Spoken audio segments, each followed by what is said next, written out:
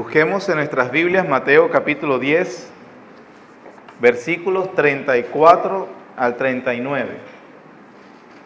Evangelio según Mateo, capítulo 10, versículos 34 al 39. Leo en voz alta mientras usted me sigue la lectura con su vista. Dice la palabra del Señor. No penséis que he venido para traer paz a la tierra. No he venido para traer paz, sino espada. Porque he venido para poner en disensión al hombre contra su padre, a la hija contra su madre, y a la nuera contra su suegra. Y los enemigos del hombre serán los de su casa. El que ama a padre o a madre más que a mí, no es digno de mí. El que ama a hijo o hija más que a mí, no es digno de mí. Y el que no toma su cruz y sigue en pos de mí, no es digno de mí. El que haya su vida, la perderá. Y el que pierda su vida por causa de mí, la hallará. Estamos finalizando esta sección del Evangelio de Mateo, que corresponde al segundo discurso que Mateo registró sobre el Señor Jesucristo, el cual comenzó en el versículo 1 del capítulo 10. Como vemos, está finalizando Mateo este discurso del Señor. En el último sermón o el párrafo anterior, vimos que el Señor enseñó a sus discípulos a quién debían temer. Es decir, que en las advertencias que les da Él a sus discípulos, mientras ellos iban a predicar el Evangelio del Reino, Él les dijo que muchas adversidades se vendrían contra ellos. Entre esos, la tortura, la posible tortura, persecuciones y hasta podrían quitarles la vida. Ante eso, una de las consolaciones que el Señor les da, aparte de lo que hemos visto en los sermones anteriores, es que debían temer más a Dios que a esas posibles persecuciones y circunstancias adversas que vivirían. Y eso del temor del Señor, hermanos, es bien interesante. En algún momento, cuando el Señor lo permita, trataremos ese tema como un apartado. ¿Por qué? Porque es muy desconocido para la gente. Por ejemplo, es muy común que la gente hable de que el temor a Dios es un temor reverente, se dice. No sé si lo ha escuchado. Dicen, no es miedo, es un temor reverente. Así como un hijo que respeta a su padre ya anciano, ¿verdad? Ya su padre mayor no tiene la fuerza para disciplinarlo como cuando uno es niño. Pero ¿qué hace un hijo respetuoso de su padre? Lo respeta, le tiene cierta reverencia, ¿verdad? Él está mayor y el amor hacia el padre le obliga a uno como adulto a siempre comunicarse con respeto hacia nuestro papá. Eso está muy bien y es perfecto. De hecho, la Biblia dice, ante las canas te levantarás y honrarás el rostro del anciano. Eso es una verdad que debe cumplirse en nuestros padres, pero también en todos aquellos que nosotros, cuando nos desenvolvamos, estemos delante de una persona de tercera edad. Aunque eso es verdad, lo que acabamos de decir, eso no es lo único que dice la Biblia acerca del temor a Dios. Sí es verdad, hay un temor reverente porque Él es el Señor. Pero el Señor también enseña que hay que tenerle miedo. Así que esa noción de que a Dios no hay que tenerle miedo es del diablo, pero no es de la Biblia. Tanto es así que el Señor Jesucristo le dijo a sus discípulos, miren, ténganle miedo o temor a aquel que después de destruirles el cuerpo, tiene el poder de destruirles sus almas en el infierno. Ahora, hermanos, yo no sé en esas palabras cómo es que uno puede decir no hay que tenerle miedo a Dios. El Señor Jesucristo tiene toda la intención de infundir miedo a sus discípulos, de infundir el miedo correcto, sobre todo para ellos que, viendo las circunstancias que se le avecinaban, tendrían temor a los hombres. Pero Él dice, no le tengan temor a los hombres, ténganle más bien temor, miedo a Dios. Así que, hermanos, eso es un tema que en algún momento trataremos aparte, que seguramente nos ayudará a cuál es el temor a Dios que debemos tener. Y eso también va el miedo, va la reverencia, pero va el miedo. La enseñanza de temerle a Dios está por todas las Escrituras. Por ejemplo, de temerle a Dios antes que a los hombres. Por ejemplo, en el Antiguo Testamento, cuando Nehemías viene con el pueblo de la deportación, han pasado los 70 años que habían sido ellos dispersados y estaban en Babilonia. Nehemías regresa y comienza a reconstruir la ciudad y el muro. Y si usted lee el libro de Nehemías, se dará cuenta que pronto los enemigos de alrededor de la ciudad de Jerusalén comienzan también a amenazar para no dejarlos que ellos reconstruyan la ciudad. Nehemías en el capítulo 4, versículo 14, le dice al pueblo: no temáis delante de ellos, acordaos del Señor grande y temible, pelead por vuestros hermanos y vuestros hijos y vuestras hijas. Es decir, que también en el Antiguo Testamento muchas veces el pueblo de Dios se vio amenazado por personas, circunstancias, y la exhortación fue, como en el caso de Nehemías: no le tengan temor a esos enemigos humanos, recuerden y tengan presente a Dios, que es grande y temible. A Él es el que le debemos tener temor. Así que, porque el temor a los hombres tiende a paralizarnos, y a los discípulos, después de hacerle las sendas advertencias, seguro que el temor los paralizaría. Ahora, ¿cuál es el antídoto, hermanos, que nos da el Señor a nosotros, que le dio a los discípulos, para que el temor a los hombres no nos paralice, para que el temor a los hombres no nos inutilice de servir a Dios? El Señor Jesucristo da este consejo: no le temamos a los hombres sino a Dios. El consejo es: témanle a Dios, y de esa manera ustedes superarán el temor a los hombres. El temor a Dios nos salvaguarda del temor hacia los hombres. El Señor nos ha estado diciendo que sin lugar a dudas hay hombres con poder, habrán círculos de influencia que superarán nuestra capacidad, y también nos ha dicho que habrá personas que seguramente les podrán causar sufrimiento, los podrán matar, pero inclusive, como veíamos a veces como en tono irónico la semana pasada, no pueden hacer más nada. Pero en contraste, para que nosotros no nos paralizara el temor al sufrimiento causado por los hombres, nos dice que Dios tiene el poder de acabar con nuestras vidas, y no solamente de acabar con nuestras vidas, sino después atormentarlas eternamente en el infierno. Así que el llamado es que hagamos un contraste en que cualquier daño que para cualquier persona nos pueda hacer, ese daño es temporal, pero la ira de Dios en el infierno es eterna. Por lo tanto, si tú sopesas en la balanza, las Escrituras nos enseñan, mis hermanos, Dios es digno de ser temido. El sermón pasado, Jesús nos ha estado enseñando a quién se debe temer. En este sermón o esta sección nos va a enseñar a quién debemos amar. Ese temor que le debemos tener a Dios, para que no nos paralice el temor que nos puedan causar los hombres, debe ser tenido en este marco. Mateo capítulo 10, versículos 29 y 30. Dice: ¿no se venden 2 pajarillos por un cuarto? Con todo que, hermanos, ni uno de ellos cae a tierra sin vuestro Padre, pues aún vuestros cabellos están todos contados. Entonces, ¿cómo es que nosotros podemos realmente tener mayor o mejor, o más bien temor a Dios en vez de a los hombres? Es que entendamos que todo lo que ocurre por la providencia y soberano control de Dios.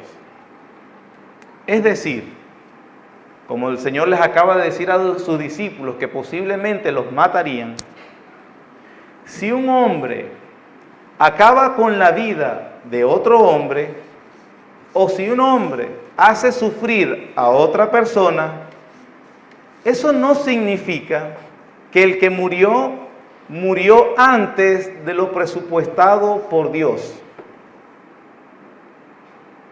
Me vuelvo a explicar. Como acabamos de leer, que aún los pajarillos insignificantes en comparación al ser humano, dice el Señor Jesús, ni uno cae a tierra sin que sea la voluntad de Dios, dice Él. Entonces, le estoy diciendo que si una persona viene y le quita la vida abruptamente a esta otra persona, no significa que esta persona murió antes de lo presupuestado y establecido por Dios. No, sino que esta persona vivió hasta el día que Dios quería sostener la vida de ese hombre.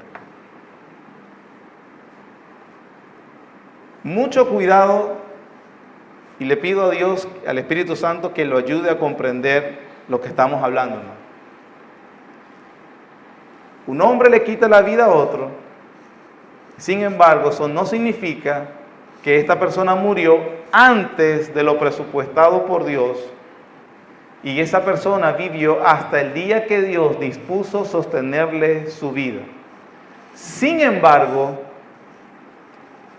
Dios no es el asesino, Dios no es el culpable, y éste dará cuenta a Dios por el pecado que hizo.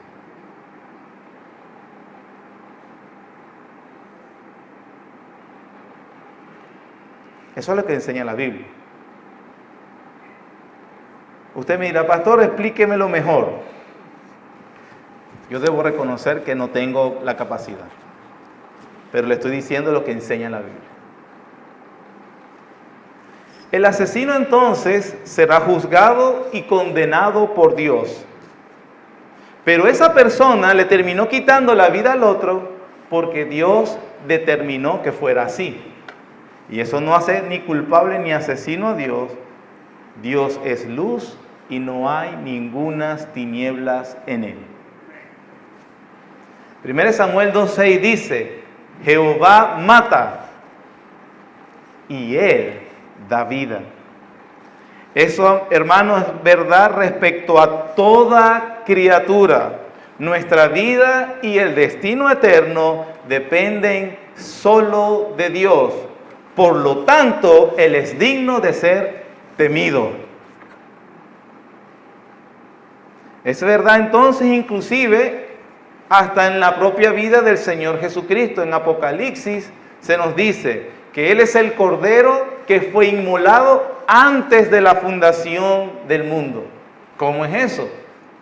Que inclusive antes de que el mundo fuera establecido, ya Jesús era el Cordero que había sido inmolado. Y no había ocurrido. No solo Dios determinó cuándo moriría, sino que también la manera como moriría. Hechos capítulo 4, versículo 27. Vamos allí rápidamente. Estamos en suelo santo, mis hermanos, así que haríamos bien en quitarnos el calzado de nuestros pies. Estamos hablando del soberano control de Dios, del infinito Dios, al cual solamente Él se puede entender y nos da a revelar lo que Él quiere. Y nosotros, como sus criaturas, le debemos temor, reverencia y veremos amor. Dice la palabra del Señor en Hechos capítulo 4, versículos 27 y 28. Porque verdaderamente se unieron en esta ciudad contra tu santo Hijo Jesús, a quien ungiste. ¿Quiénes se unieron? Herodes, Poncio Pilato, con los gentiles y el pueblo de Israel. En primer lugar, acusan y ponen la responsabilidad sobre esta persona. Sí, verdaderamente, ellos actuaron con toda su malicia y todos se juntaron, los pueblos se reunieron. Tanto Herodes, Poncio Pilato, Herodes representaba la autoridad civil judía, Poncio Pilato la autoridad civil romana, los gentiles y el resto del pueblo de Israel. Todos ellos malévolamente hicieron un complot contra tu santo Hijo. Versículo 28, ¿para qué? Para hacer cuanto que tu mano y tu consejo habían antes determinado que sucediera. Eso no los exime de responsabilidad ni a Herodes, ni a Poncio Pilato, ni a los soldados que crucificaron al Señor Jesús. Ellos rendirán cuenta por lo que hicieron. Sin embargo, eso no sucedió por el azar ni fuera del control de Dios. Dios había determinado el lugar, la hora y la manera como su Hijo Jesús habría de morir. Y lo exime de responsabilidad a quienes ejecutaron en su maldad esa injusticia. Ellos son responsables y darán cuenta por la injusticia cometida ante Jesús. Pero ellos hicieron eso porque Dios había determinado que eso sucediera. Se cumplen las palabras que leímos hace un ratico en Mateo 10. Ninguno de ellos cae sin vuestro Padre. Eso significa, mis queridos hermanos, nuevamente que nuestra vida, la vida de nuestros seres queridos, están en las manos de Dios, no del diablo. Y no de la gente que nos tenga odio o de nuestros verdugos. La vida nuestra está en las manos de Dios. No hay riqueza que puedan comprar un segundo más de vida. No hay obra que una persona le pueda ofrecer a Dios para que se gane un segundo más de vida. Cada segundo de su vida es un regalo de Dios. Cada uno tiene una cantidad exacta. No habrá ni un segundo más y no habrá un segundo menos. Por eso Dios es digno de ser temido. Entonces se da cuenta por qué usted está vivo hoy. Dios es digno de ser temido y usted expirará cuando Dios decida que así suceda. No habrá nada que detenga su determinado, lo que Él ha determinado. ¿Quiere un ejemplo más? Hechos capítulo 7, el ejemplo de Esteban, el primer mártir de la iglesia cristiana. Hechos capítulo 7. Todo el capítulo habla de Esteban, este diácono lleno del Espíritu Santo, dando testimonio del Señor Jesucristo. Y todo el capítulo es haciéndoles un pasaje por todo el Antiguo Testamento. En el versículo 54, Esteban comienza a aplicarle lo que él ha estado predicando, porque les cuenta a los líderes, a los saduceos y a los fariseos, cómo el pueblo de Israel en toda su historia siempre ha resistido a Dios, a pesar de que Dios le ha extendido su mano. Y en esta ocasión, como ellos rechazan a Jesús como Mesías, entonces Él le aplica toda la historia de ellos mismos y le dice, ustedes son como sus padres, rechazando siempre a Dios. Versículo 54 del capítulo 7. Oyendo estas cosas, los fariseos y la audiencia de Esteban, oyendo estas cosas, se enfurecían en sus corazones y crujían los dientes contra Él. Pero Esteban, lleno del Espíritu Santo, puesto los ojos en el cielo, vio la gloria de Dios y a Jesús que estaba en la diestra de Dios. Y dijo, he aquí, veo los cielos abiertos y al Hijo del Hombre que está a la diestra de Dios. Entonces ellos, dando grandes voces, se taparon los oídos y arremetieron a una contra él. Y echándole fuera de la ciudad, le apedrearon y los testigos pusieron sus ropas a los pies de un joven que se llamaba Saulo. Y apedreaban a Esteban mientras él invocaba y decía, Señor Jesús, recibe mi espíritu. Y puesto de rodillas, clamó a gran voz, Señor, no les tomes en cuenta este pecado. Y habiendo dicho esto, durmió. Entonces aquí, como el escéptico, al ver cómo murió Esteban, de manera muy plácida, ¿verdad? Estaba recibiendo por las personas que le odiaban las pedradas y cómo estaba siendo lapidado. Y aquí el escéptico se pregunta, ¿dónde estaba en este momento el Señor que prometió cuidar a sus discípulos? ¿Dónde estaba el buen pastor cuando están matando a una de sus ovejas? ¿Dónde estaba el Señor cuando estaban torturando a un siervo suyo, que por cierto dice estaba lleno del Espíritu Santo?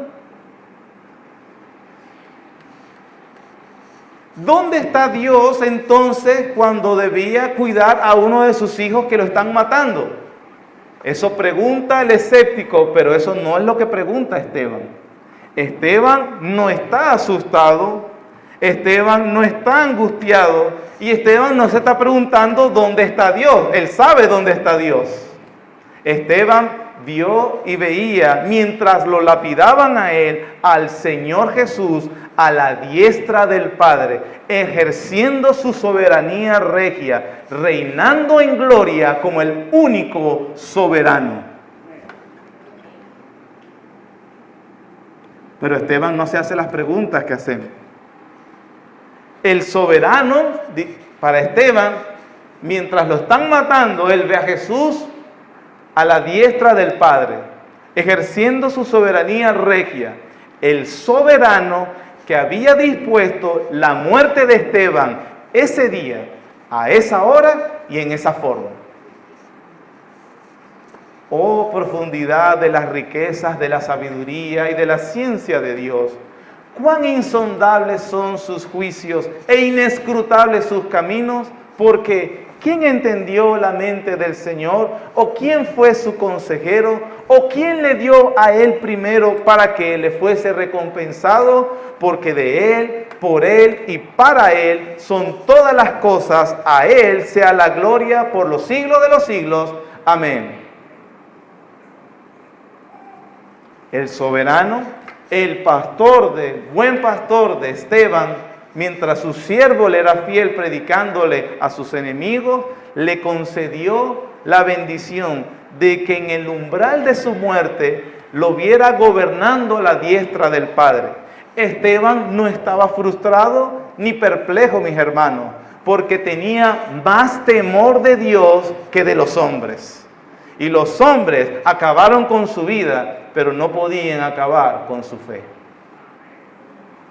Además, Esteban tenía más amor por Dios que por cualquier otra cosa, hasta por su propia vida, y glorificó a Dios en esa hora tan terrible porque entendía que era más lo que ganaba que lo que perdía. Su amor por Cristo, mis hermanos, era supremo y nada, ni la situación más terrible cambiaría su amor por Él. Eso, amados hermanos, es cristianismo. Menos de eso no lo es. Porque el Señor acaba de decirnos que Él es digno del amor supremo.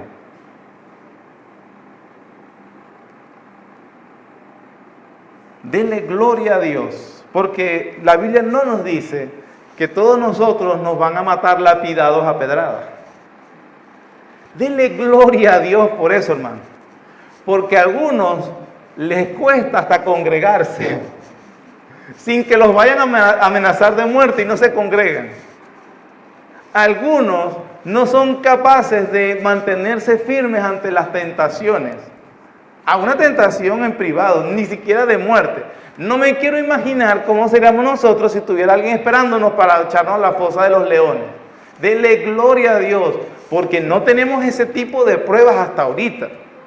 O no está prometida toda esa prueba, toda esa manera de morir para todos. Pero por favor, su cristianismo revela un amor a Dios de esa manera. El testimonio de Esteban nos acusa, no para que nos quedemos, oh, wow, qué increíble amor, ¿verdad? Qué bella historia. No, es para decirle que si usted no está dispuesto a amar a Jesucristo con ese amor supremo, usted no es digno de Él. Usted ni yo. Vimos entonces a quién se debe temer, ahora a quién debemos amar.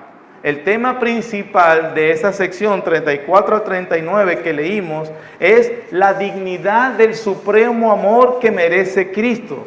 Que Cristo es digno de nuestro amor. Que Él es digno de nuestro amor aún sobre nuestros padres, sobre nuestros hijos y sobre nuestros cónyuges. Él es digno de ser amado con el amor más supremo que podamos tener a cualquier persona o cualquier cosa. Es posible, mis hermanos, por eso la comparación o el contraste, que uno de los amores, afectos o sentimientos más profundos que experimenta una persona sobre esta tierra es el que tiene sobre los hijos. Yo no pondría en duda si a usted se le pusiera la opción de que muere usted o muere tu hijo, y estoy seguro que muchos o la mayoría de los padres de los que están acá presentes, con gusto y sin pensarlo, pondrían su vida por sus hijos, porque los que somos padres entendemos los lazos profundos que significa eso, al punto que no escatimamos dar nuestra vida por ellos. Bueno, lo que nos dice Cristo entonces es que Él es merecedor de un amor más profundo que ese. Y ese amor nos lleva a vivir con la mayor lealtad, y como precisamente estamos hablando, por amor. Por ejemplo, el caso de Esteban, tuvo que dar su vida por Cristo. Y usted lo ve ahí, renegando. No, ¿por qué Dios? Pero vamos a hablar, vamos a conversar. Ay, Dios mío, ay, qué pobrecito yo, ayúdame. Lo hizo en contra de su voluntad. Esteban no está en contra de su voluntad, porque sus afectos profundos, cálidos, estaban en Cristo. Él murió gozoso viendo la gloria de Dios, porque sus afectos por Dios eran más fuertes que por cualquier otra cosa.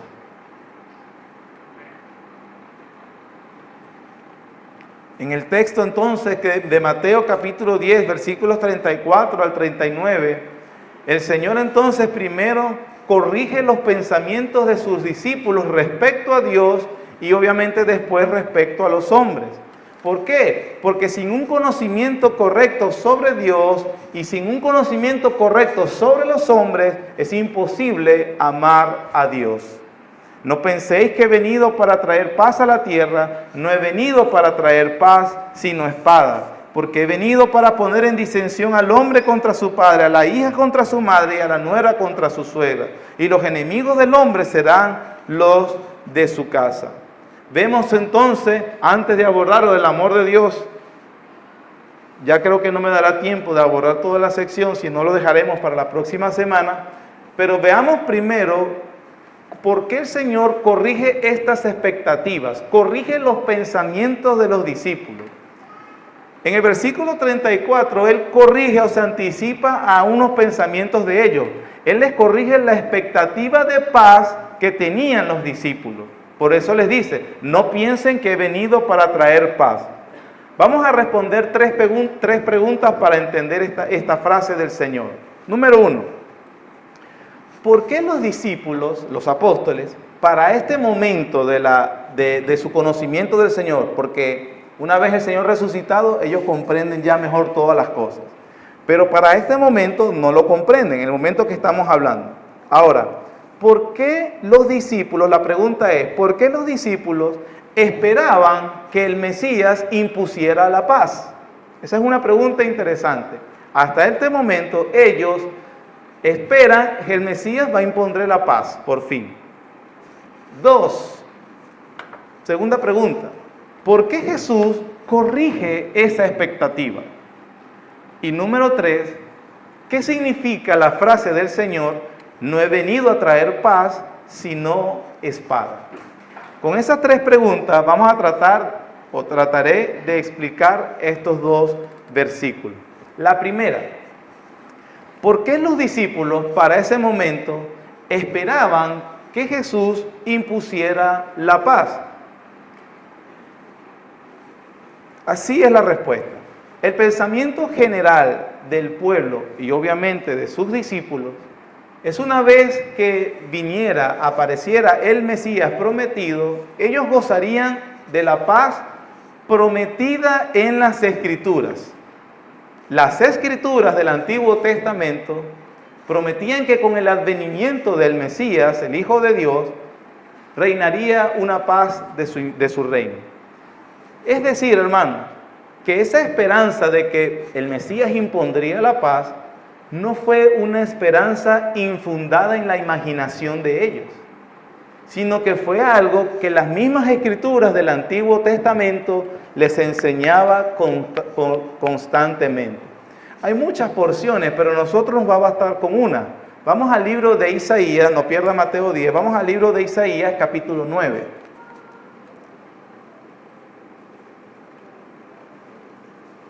Libro del profeta Isaías, capítulo 9.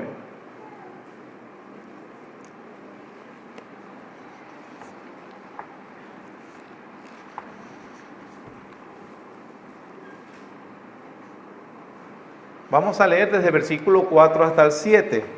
Dice la palabra del Señor: porque tú quebraste su pesado yugo, y la vara de su hombro y el cetro de su opresor, como en el día de Madián. Porque todo calzado que lleva el guerrero en el tumulto de la batalla, y todo manto revolcado en sangre, serán quemados pastos del fuego.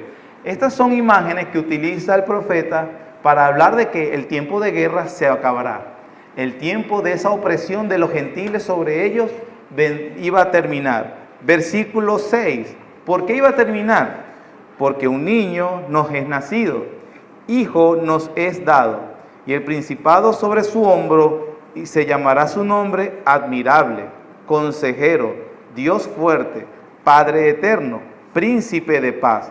Lo dilatado de su imperio y la paz que no tendrán límite sobre el trono de David y sobre su reino, poniéndolo y confirmándolo en juicio y en justicia desde ahora y para siempre. El celo de Jehová de los ejércitos que hará él.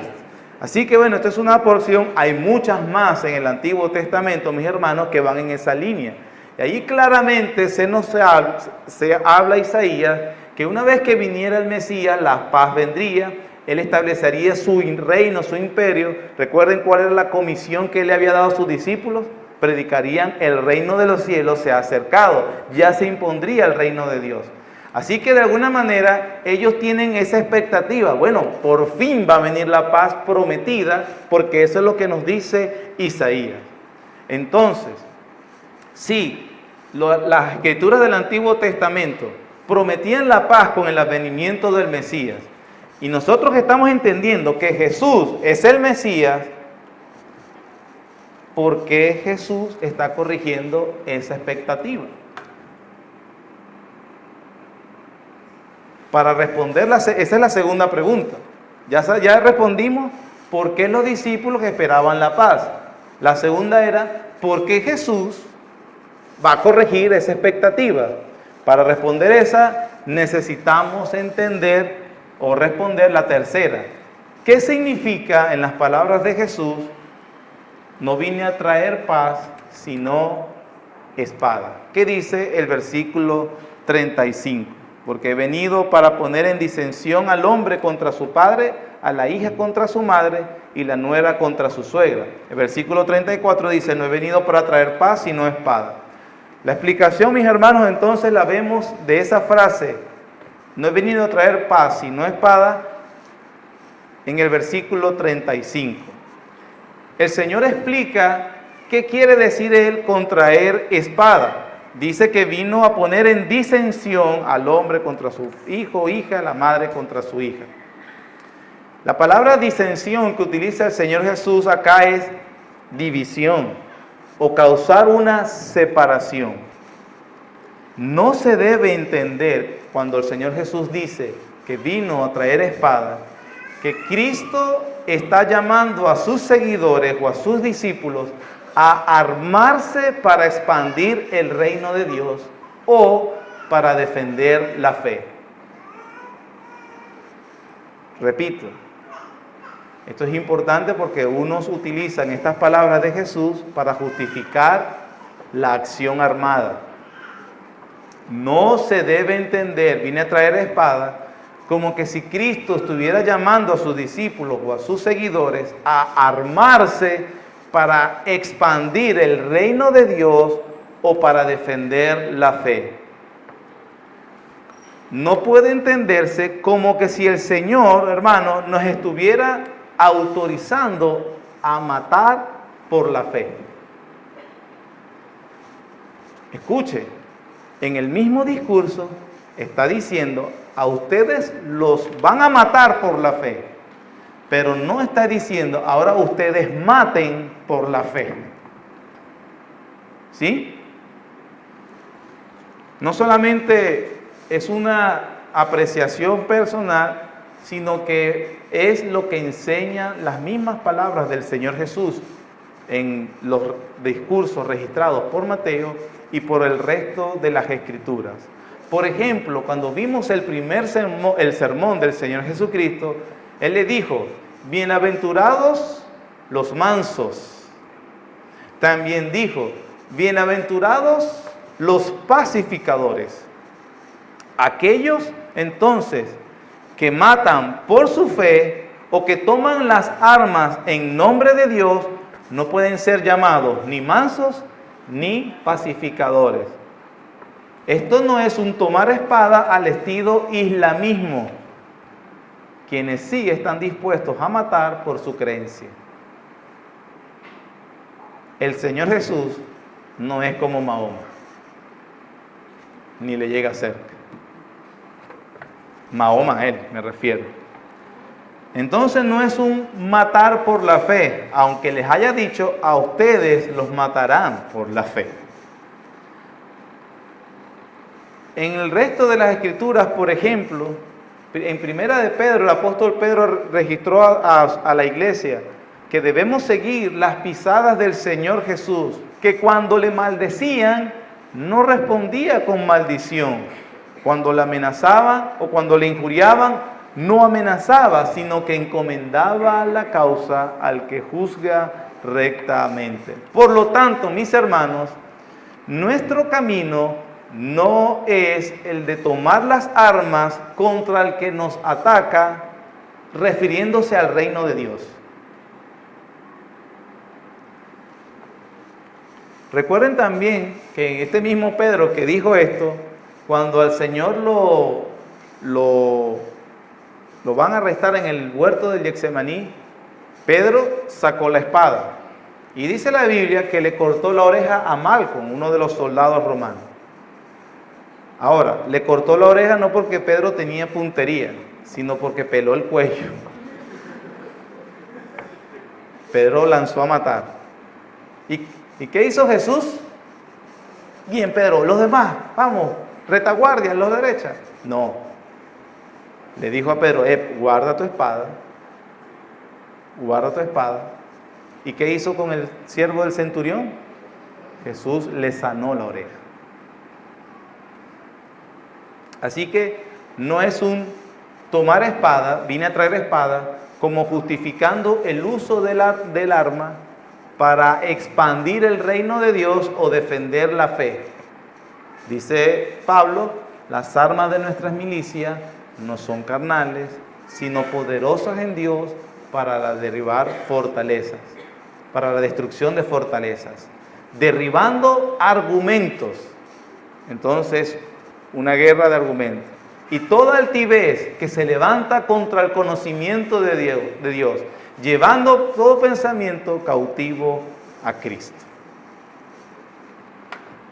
También Pedro fue el que dijo que debíamos los cristianos estar preparados para presentar defensa con mansedumbre a aquel que os demande razón de vuestra esperanza. En conclusión, mis hermanos, ¿qué debemos entender de esa frase? Vine a traer espada del Señor Jesús. Es que no tiene que ver con que sus discípulos se armen para expandir el reino o defender la espada, o defender la fe. Traer espada significa que él ponía en desacuerdo al hombre contra su padre, a la hija contra su madre y a la nuera contra su suegra, y los enemigos del hombre serán los de su propia casa. Les está diciendo que cuando ellos estén llevando el evangelio del reino y algunas personas, aquellos que Dios tenga en bien a que sean alcanzados por este evangelio, el mismo evangelio hará que las personas más cercanas a este creyente se volverán contra él. Eso es, por eso ellos no debían esperar esa paz con el mundo. El mundo que aborrecía y rechazaba a Jesús, también aborrecerá y rechazará a aquellos que creen en Jesús. Por eso la espada significa que traerá división aún entre los círculos más íntimos. ¿Me he explicado, mis hermanos? Espero que sí. Y no vaya usted a buscar una pistola para defender el reino de Dios. Segunda razón. Cuando el Señor dice las palabras del versículo 35, vine a poner en disensión al hombre contra su padre, a la hija contra su madre y a la nuera contra su suegra, el Señor Jesús está citando el Antiguo Testamento a un profeta. ¿A qué profeta? Al profeta Miqueas. Y estas palabras están registradas en el capítulo 7 de Miqueas. Vamos al libro de Miqueas para que comprendamos en qué contexto dice Miqueas estas palabras.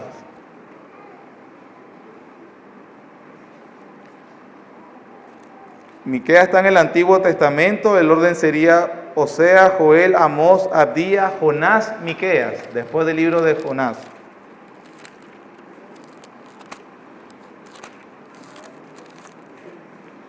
Miqueas capítulo 7, está justo antes del libro de Habacuc.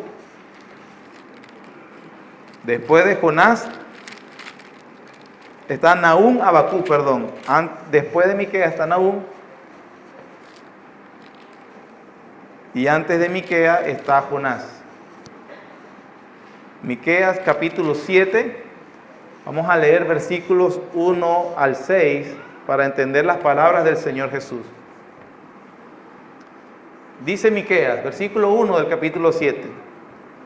Ay de mí, porque estoy como cuando han recogido los frutos del verano, como cuando han rebuscado después de la vendimia, y no queda racimo para comer. Mi alma deseó los primeros frutos.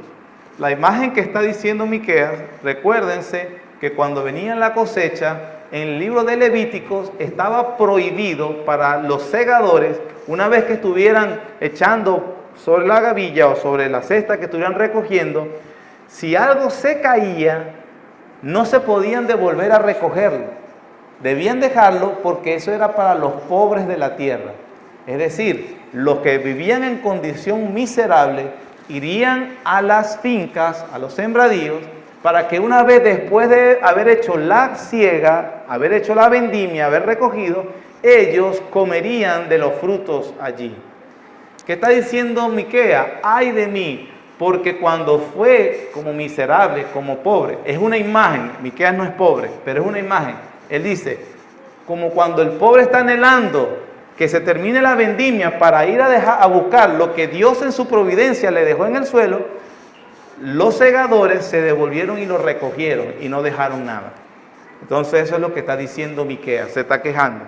Ay de mí, porque estoy como cuando han recogido los frutos del verano, como cuando han rebuscado después de la vendimia, y no queda racimo para comer. Mi alma deseó los primeros frutos. ¿Por qué? Versículo 2. Faltó el misericordioso de la tierra, y ninguno hay recto entre los hombres. Todos acechan por sangre, cada cual arma red a su hermano.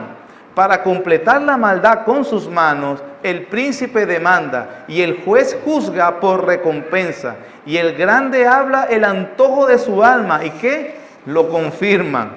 El mejor de ellos es como el espino, el más recto como zarzal. El día de tu castigo viene, el que anunciaron tus atalayas, ahora será su confusión.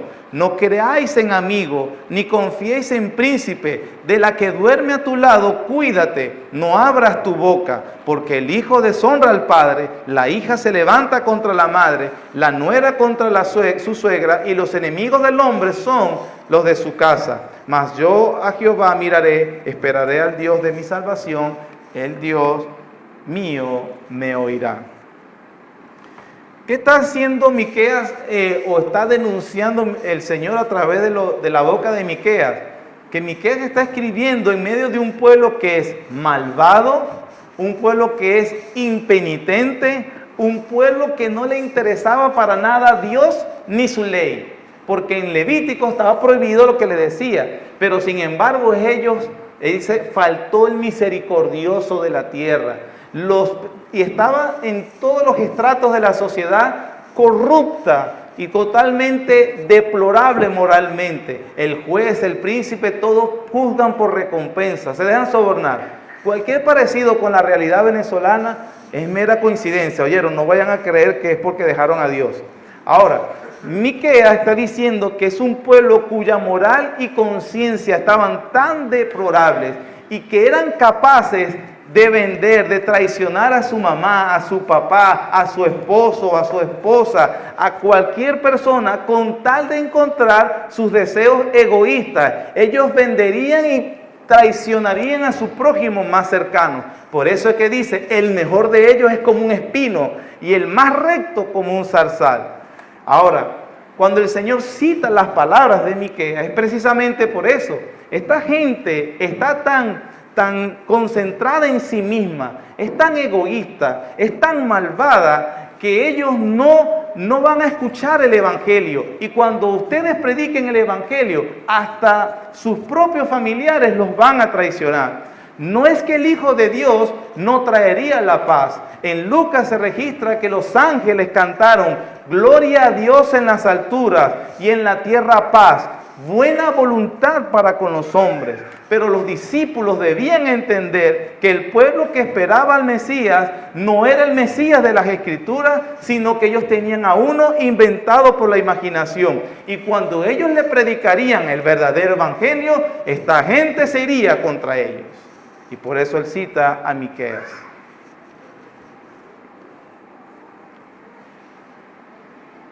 Lo mismo es con nosotros, hermano. Lo mismo en el siglo XXI. Predicamos a una gente que no cree en Dios, en el Dios de la Biblia, sino que creen en un ídolo creado según su imaginación. La gente nos va a aplaudir cuando le digamos Dios te ama. Y eso no les molesta porque ellos se aman a sí mismos. Pero sin embargo ellos no tienen el verdadero Dios en las Escrituras, porque ellos hablan del Dios que ama, pero no les gusta el Dios que castiga. A ellos no les gusta ni admiten al Dios que tiene ira. Ellos no aceptan ni admiten al Dios que creó un infierno para castigar al que no le ame. ¿Se recuerdan que dijimos que menos que el amor a ningún ser íntimo, por más profundo que sean esos lazos, puede competir con el amor hacia Cristo? Dígale que Dios le daría la vida por él. ¡Qué bueno! Ahora usted tiene que darle la vida a Dios. Y se va a volver contra ti, sea quien sea. Dígale a la persona que debes amar a Dios más que cualquier persona o cosa, que debes amarlo más con un amor supremo, que nada puede competir con ese amor. Dígale que aún sus relaciones más íntimas, si fuera el caso, quisieran impedir su amor y servicio a Cristo, entonces no debe escatimar separarse de ellos. Porque si piensas claudicar en la fe, entonces no eres digno de ser el discípulo de Él.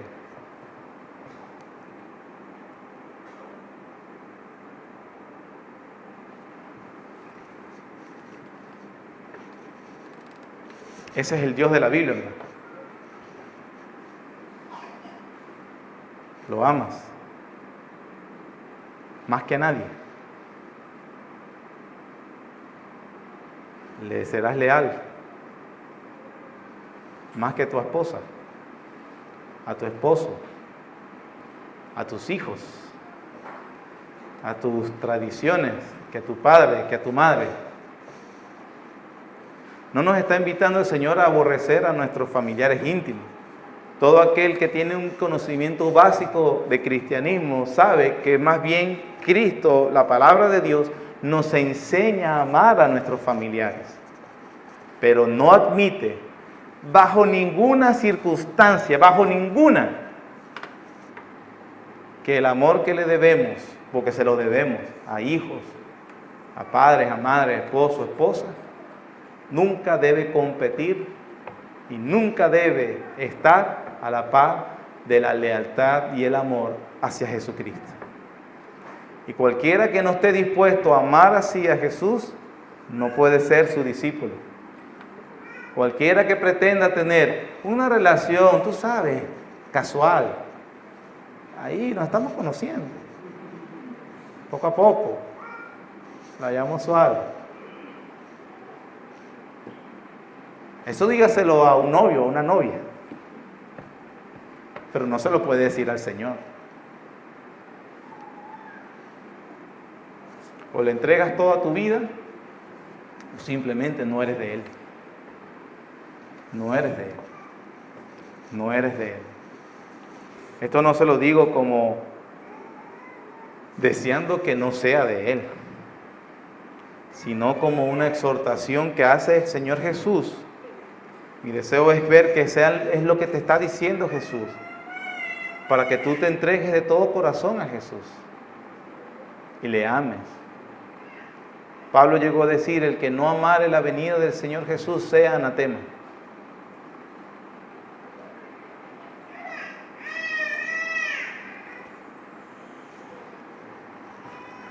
El Señor Jesús entonces corrige las expectativas de sus discípulos, porque a quienes los discípulos les predicarían no conocían a Dios y tampoco se conocían a sí mismos. No conocían la justicia y la santidad de Dios. Estas personas tenían un concepto muy alto de sí mismos. No se percibían como pecadores, merecedores de la ira de Dios, y pensaban que Dios los aceptaría por el hecho de ser solamente hijos de Abraham. Los discípulos entonces fueron comisionados para llevar el evangelio a un pueblo que se jactaba de ser hijo de Dios, pero a los cuales el Señor mismo les dijo: vosotros sois de vuestro padre el diablo, y los deseos de vuestro padre queréis hacer. Las personas, mis hermanos, hoy en día, a las que somos enviados a predicarles el evangelio, no tienen reparo en afirmar que ellos son hijos de Dios. En nuestra sociedad latinoamericana, la cual ha sido impregnada mucho por la doctrina de la Iglesia Católica Romana, la cual enseña que todas las personas son hijos de Dios, o que se entra en el estado de gracia por el sacramento del bautismo a nacer, y por una fe ciega que admite todo lo que diga, según ellos, la Santa Iglesia Madre Católica. Y cuando tú vengas a decirle que no, que la Biblia le dice que es esclavo del pecado, es hijo de ira por Efesios 2, que su naturaleza realmente demuestra de quién son verdaderamente hijos, del diablo, y que si no se arrepienten serán castigados por la ira de Dios eternamente en el infierno. Cuando tú les digas eso con todo el amor y misericordia del mundo, usted verá a alguien que se le olvidó que es su mamá, su papá, su esposo, su esposa y su hijo. Esto es algo que inevitablemente va a suceder.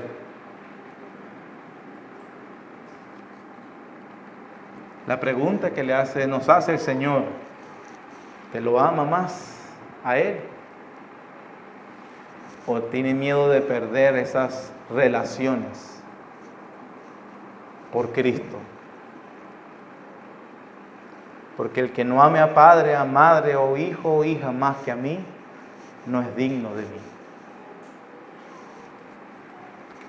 Donald Carson, un erudito del Nuevo Testamento, dice: no es que cuando una persona sea alcanzada por el Evangelio, ésta se volverá contra sus familiares, sino que cuando Cristo gane para sí a hombres y mujeres, sus familiares se pondrán en contra de ellos. Este es el efecto inevitable de la misión que nos encomienda Jesús. Por eso nos advierte a sus discípulos lo que vendrá contra ellos cuando prediquen el Evangelio. Este es el efecto inevitable, mis queridos hermanos. Otro comentarista dijo: la paz que Jesús trajo en su primera venida consiste en una relación restaurada con Dios. Y paradójicamente, al traer esa paz, el conflicto será inevitable, porque esa paz no va a ser aceptada por todos los hombres. Sí, el Evangelio promete: justificados pues por la fe, tenemos paz para con Dios por medio de nuestro Señor Jesucristo. Es la paz de que la animosidad del hombre bajo pecado está bajo la ira y el juicio de Dios. pero que si ha creído y viene en arrepentimiento en fe en el Señor Jesucristo, la Biblia dice que el Señor Jesús en la cruz del Calvario sustituyó la ira y la condenación que esta persona merecía, y que por fe y por gracia esta persona le son perdonados todos sus pecados. La paz que prometió es la paz con Dios. Pero, siempre hay un pero. Esa paz con Dios resultará inevitablemente en un conflicto contra aquellos que no acepten esa paz. Porque tendremos que repetir lo que dicen las Escrituras, porque hay un solo Dios y un solo mediador entre Dios y los hombres, Jesucristo hombre. Y eso está tan evidente. Veía esta semana en un programa al famoso cantautor, poeta, y ya no sé cuántos elogios le dieron, Ilan Chester. Ese lo conocemos seguramente muchos. Ilan Chester es de padres judíos, él es judío de ascendencia. Su abuelo es un rabino en Israel y todo.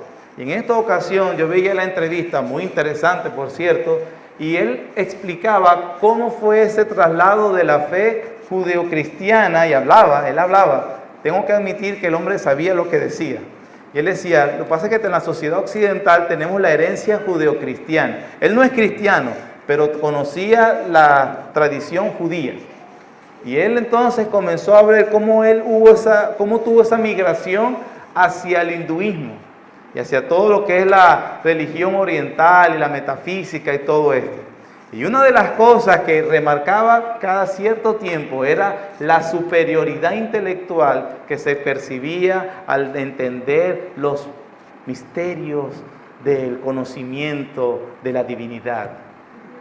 Y que a la final era el mismo Dios, pero que tú sabes, en aquel tiempo se le reveló a campesinos, hablando de los judíos, a campesinos, pastores de ovejas, y entonces le tenía que hablar de manera simple, sencilla: no matarás, no adulterarás. Entonces había un desprecio intelectual sobre la enseñanza de la Biblia, pero que él había conseguido la elevación, él había conseguido esa manera de hacer alquimia espiritual con el conocimiento de los escritos sánscritos. Y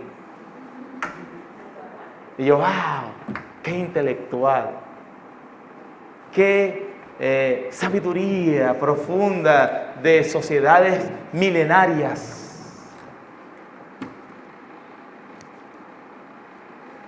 Y que uno le diga, mi querido Ilan,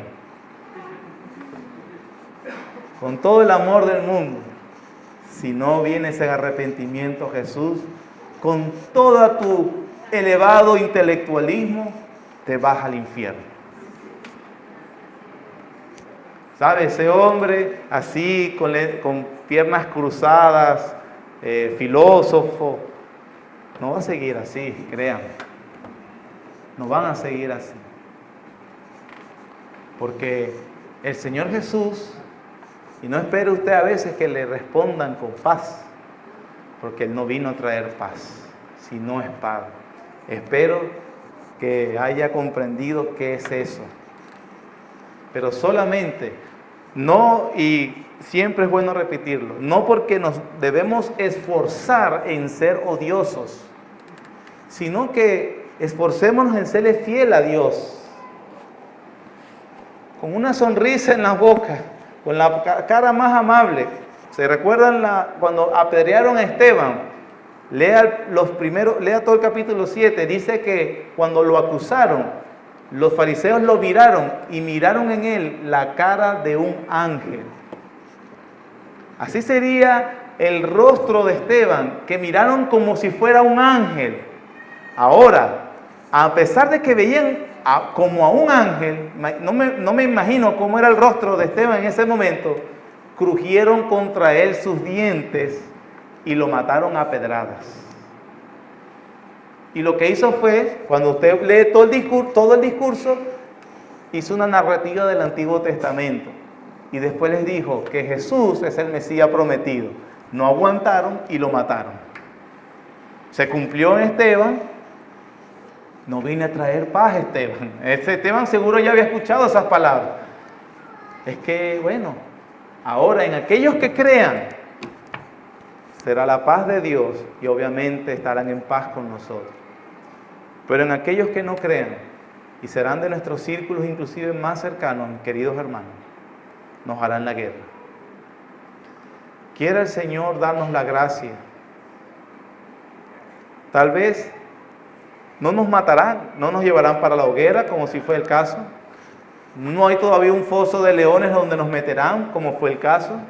No nos clavarán a una estaca, ni nos crucificarán, como fue el caso. Tal vez no nos caerán a pedradas, literalmente, como fue el caso. Pero mínimo, nos echarán mal de ojo. Mínimo, hermano. Mínimo nos dejarán de hablar. Mínimo se voltearán. Mínimo ahí viene la fanática, la loca, el loco. Mínimo. No me diga usted que usted no puede soportar eso.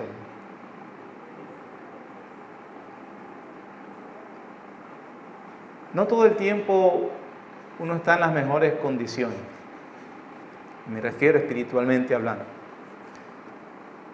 Y probablemente, yo sí puedo recordar, y probablemente tú recuerdes en algún momento que no fuiste firme, que claudicaste en la fe, que sentiste que no lo defendiste, a la fe me refiero.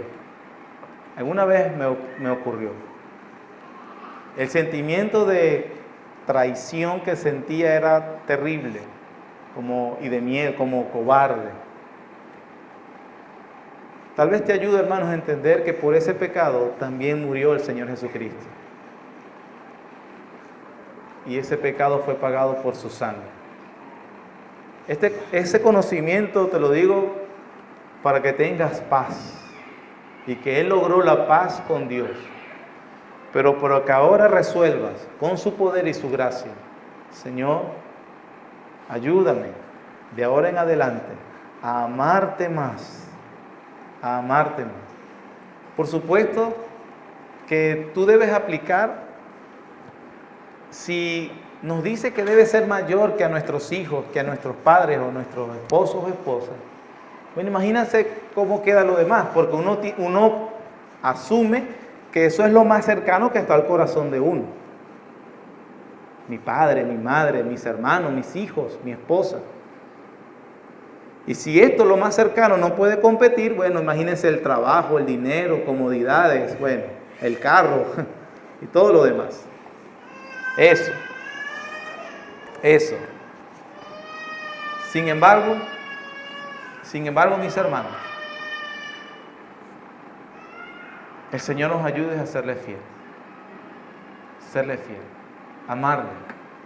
Amarle con amor inalterable, verdadero, fiel y leal. ¿Le amas así? ¿Le amas así, hermano? El Señor no espera menos. Oremos. Gracias, Señor, por tu bondad y por tu misericordia, por ayudarnos a entender tu palabra, Padre. Perdónanos, Señor, si en nuestro cristianismo, nuestra vida, no se compara, Señor, las adversidades que uno puede ya ver en las propias Escrituras, en el libro de los Hechos, ni en la misma historia de la iglesia, cómo otros han sufrido por tu nombre, Señor. Yo tengo que reconocer que siento vergüenza porque sin sufrir ni cerca a ese nivel, muchas veces, Señor, mi amor no es muy profundo. Perdóname ese terrible pecado, Señor. Perdónanos, por favor. Ayúdanos a que de verdad comprendamos que la mayor lealtad y devoción se te deben a ti, Señor. Y que las personas puedan mirarnos, no precisamente como odiosos que desean caer mal, pero sí como alguien que pisa el mundo bajo sus pies, con la mirada en lo eterno, y con su amor inquebrantable al único Señor y Salvador digno de nuestro amor. Que nuestros afectos más profundos sean para ti, Señor. Que nuestro amor y anhelos más profundos sean solo para ti. Guíanos, Señor. Gracias por amar a Dios, su gloria y a nosotros, más que a ti mismo. Ayúdanos a que nosotros imitemos ese amor. Para gloria de Dios y para edificación de nuestro prójimo. En el nombre de Jesús. Amén.